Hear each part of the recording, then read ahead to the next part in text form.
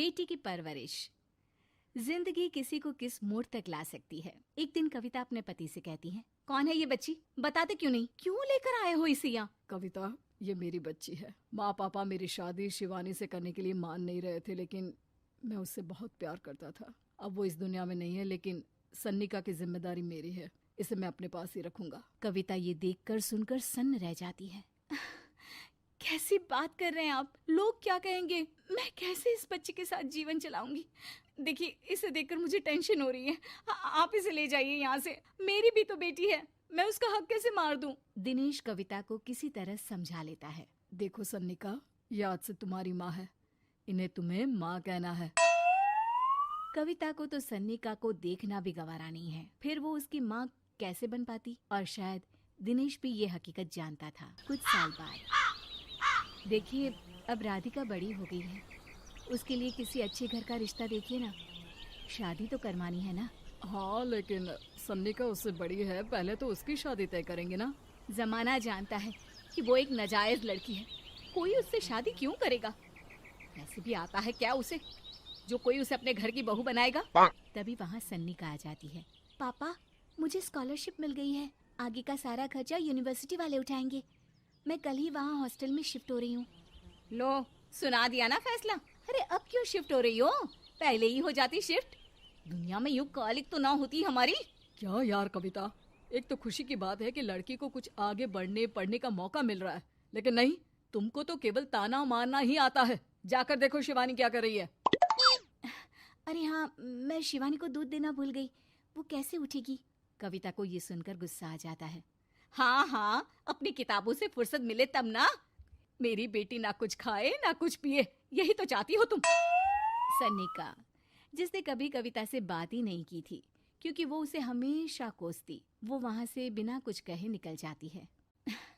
खाना तो पूरा बन गया, अब जाकर आराम से पैकिंग करती हूँ, कल वक्त से निकल जाऊंगी। देखिए जी, वैसे तो ये लड़की मुझे एक आंख पसंद नहीं, अपने कमरे में पैकिंग कर रही है। अरे मुझसे तो कभी बात भी नहीं करती। आप साफ साफ बोल दीजिए उसे कि घर से जाएगी तो सारा काम कौन करेगा?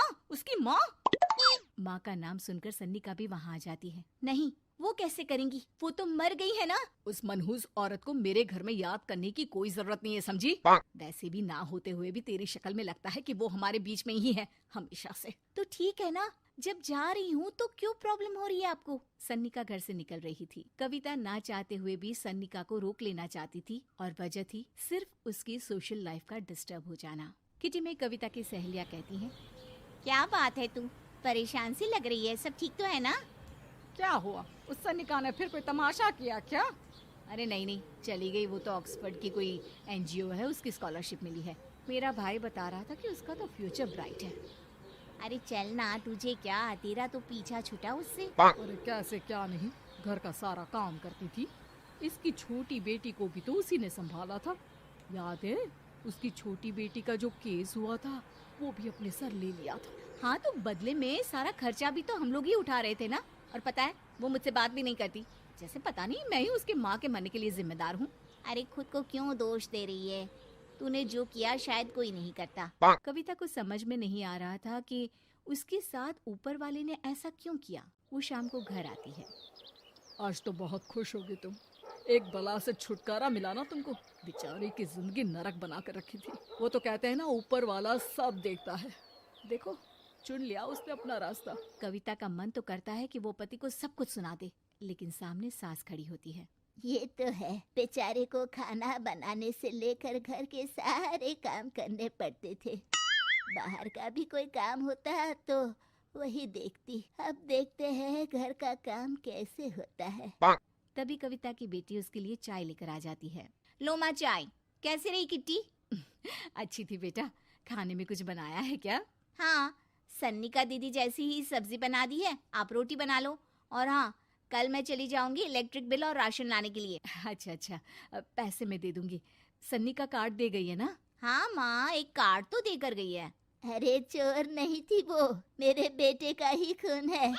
पता नहीं कितना घमंड भरा है इसमें। अरे छोड़ो ना माँ, जिसको जो बनना था वो बन ही जाएगा। अच्छा माँ, कल चलना है उसके कॉलेज में, सभी पेरेंट्स को बुलाया गया है। अब कविता तो जाने से रही, तो हम ही साथ चलते हैं। हाँ बेटा, उस बिन माँ की बेटी का है ही कौन। अब क्या था, कविता का गुस्सा फूट पड़ता है। आप लोगों के जैसे तो इंसान नहीं देखे मैंने। अरे मेरे सामने ही अपनी नाजायज बेटी को लाकर बिठा दिया। रोज मैं उसे देखती तो एहसास होता कि कैसे आपने मुझे इतना बड़ा धोखा दिया। जरा सोचिए तो, अगर ऐसा ही कुछ मैंने किया होता तो। अरे रहने दे, क्या नहीं किया तूने उसके बदले में। उस मासूम के साथ क्या क्या करती थी सब जानते हैं हम। अरे छोड़ो ना माँ, ये तो एक बात लेकर बैठ जाती है। चलो सोने चलते हैं। अगले दिन दिनेश और उसकी माँ सन्निका के कॉलेज में जाते हैं। कैसी हो बेटा, मेरा नाम रोशन करना। जरूर पापा, ये ले बेटा पैसे रख ले। नहीं, वो कविता ने काट दिया है। अरे बेटा, वो माँ है तुम्हारी, उसका नाम क्यों लेती हो? अरे हटाओ भी, क्या ही क्या है उसने इसके लिए, क्यों माँ बोले। तभी वहाँ सन्निका की टीचर आ जाती हैं। सन्निका की माँ नहीं आई? जी नहीं, वो घर में बेटी है ना, सबका एक साथ आना तो मुमकिन नहीं था। तो उन्हें भेज देते, हम सभी उनसे मिलना चाहते हैं। मानना पड़ेगा, बहुत अच्छी तरह से पाला है उन्होंने अपनी बेटी को। क्या घर का काम, क्या बाहर का, कॉन्फिडेंस तो कूट कूट कर भरा है। पैसे रुपये के लिए भी इसे किसी का मुंह नहीं देखना पड़ता। स्कूली शिक्षा भी लाजवाब है। पिता और दादी को एहसास होता है कि जिस कविता के पालन पोषण पर उन्हें हमेशा से शक रहा, वो सन्निका के भविष्य के लिए किसी वरदान जैसा साबित हुआ।